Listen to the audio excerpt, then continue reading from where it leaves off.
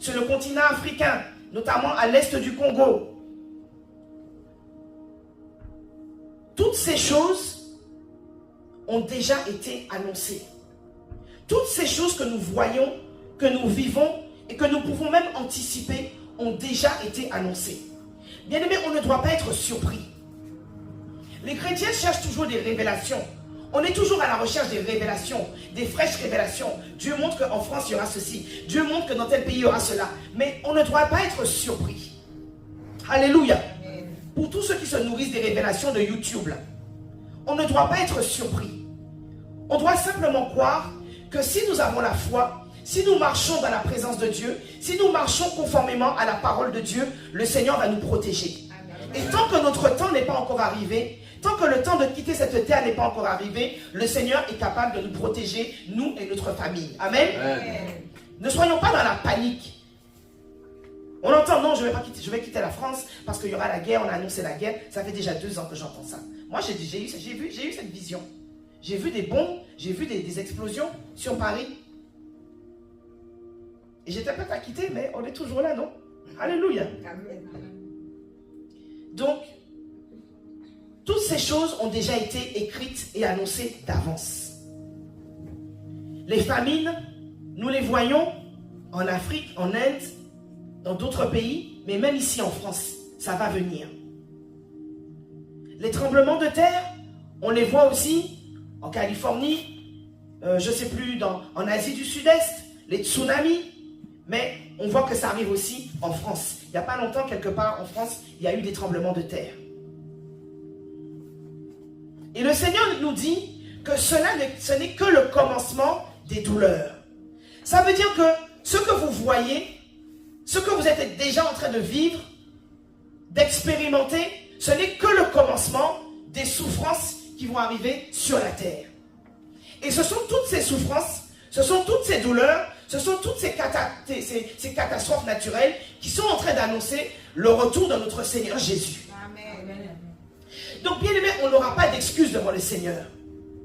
On n'aura pas d'excuses devant Dieu. Parce que Dieu nous aura déjà avertis de toutes ces choses que nous sommes déjà en train de vivre. Il a dit, vous voyez ceci, vous expérimentez cela, mais il y aura pire encore demain. Aujourd'hui en France, nous avons encore la grâce de pouvoir louer Dieu, de pouvoir adorer le Seigneur, de pouvoir venir à l'église librement. Mais c'est un temps qui est en train de s'achever. Vous voyez les lois qui sont en train d'être passées. Vous voyez toutes les exigences qu'on a maintenant envers les églises. Au Rwanda, il n'y a pas longtemps, on a fermé plus de 2500 églises. Oui, sous couvert de mettre de l'ordre.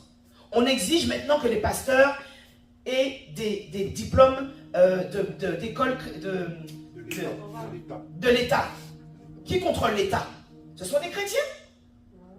Ce sont des chrétiens charismatiques, pentecôtistes, effervescents dans le Saint-Esprit. On sait qui contrôle l'État. Donc à partir du moment où l'État maintenant va mettre la main sur les écoles bibliques, devinez ce qu'on va leur enseigner. On va contrôler les messages. On va contrôler ce que vous êtes en mesure de dire au peuple de Dieu et ce que vous ne devez pas dire.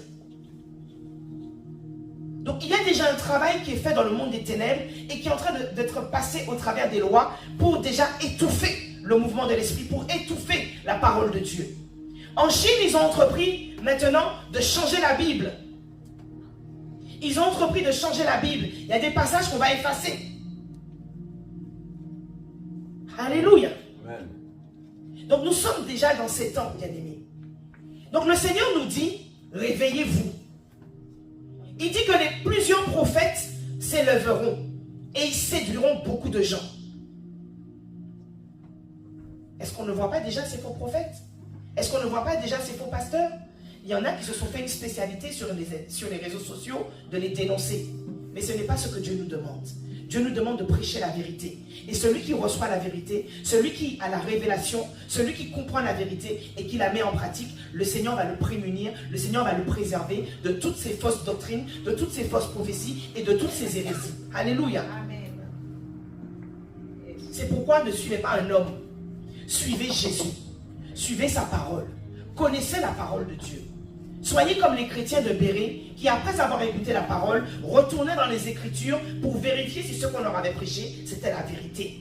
Alléluia. Amen. Et le Seigneur dit que l'iniquité se sera accrue. Ça veut dire le péché, la méchanceté, la haine, les choses incroyables qu'on ne pouvait pas penser. Ça va s'accroître. Aujourd'hui, on entend dans l'actualité des choses qu'on ne pouvait pas imaginer. Comme cet homme qui avait endormi cette femme pendant plusieurs années et qui permettait à des hommes de venir vers cette femme. Vous connaissez l'actualité, n'est-ce pas? On ne va pas donner les détails. On n'avait pas entendu ça depuis. On n'avait jamais entendu ça. On ne pouvait pas penser que ça pouvait exister. Donc l'homme devient de plus en plus pervers. Certains se sanctifient davantage, mais certains continuent et s'enfoncent dans leur perversité. On entend des choses qu'on ne pouvait pas imaginer que ça pouvait exister. Mais pourtant, c'est réel. Il y a des gens qui vivent ces choses. Et le Seigneur dit que la charité, l'amour du plus grand nombre, ça va se refroidir. Ça va s'éteindre. Ça va diminuer. Et les gens vont commencer à se trahir les uns les autres. Ça veut dire qu'un jour, il va arriver, on va commencer à persécuter les chrétiens à un certain niveau. Comme à l'époque des Juifs, de l'Holocauste juif. Et certains maintenant vont aller dénoncer les chrétiens. Ah, mais la maman André, je la connais, elle prie beaucoup. Hein. Je l'entends prier Jésus. Donc allez là-bas, là, allez là. Ah, mais la sœur Rebecca, oui, on sait qu'elle va à l'église à tel endroit. Et puis les gens vont commencer à se dénoncer.